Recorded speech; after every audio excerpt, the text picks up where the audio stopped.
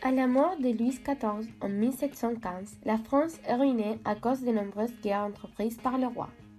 La crise économique entraîne une grande instabilité sociale. Des émeutes éclatent partout dans le pays. La monarchie absolue est progressivement affaiblie et alors le pouvoir royal est remis en question.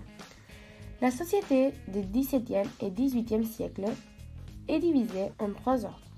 Les membres du tiers-État, représentant les 98% de la population, qui vivent dans des conditions difficiles. La majeure partie d'entre eux, ce sont des paysans qui subissent les privilèges des seigneurs. Cela alors mène à beaucoup de révoltes. On note toutefois quelques améliorations de la vie des paysans au XVIIIe siècle.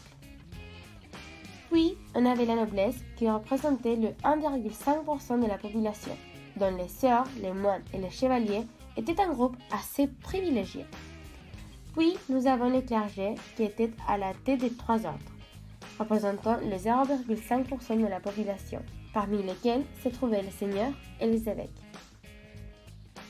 Il y avait beaucoup d'inégalités dans ce moment-là, par exemple la répartition des terres.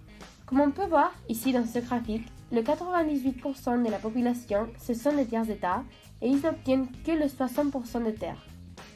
Les nobles, qui soutiennent le 1,5% de la population, reposaient sur 22% des terres.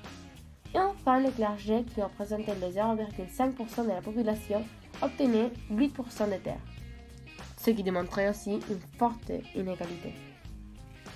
En plus de la répartition des terres, il y avait des inégalités en matière fiscale, ça veut dire les impôts. Dans ce graphique, on voit comment les tiers-États étaient les seuls à payer des impôts alors que les privilégiés, clergés et noblesse ne le faisaient pas. Tout au long de l'histoire, est-ce que quelque chose a été fait pour changer ce problème des impôts? Et si c'est comme ça, comment c'est fait?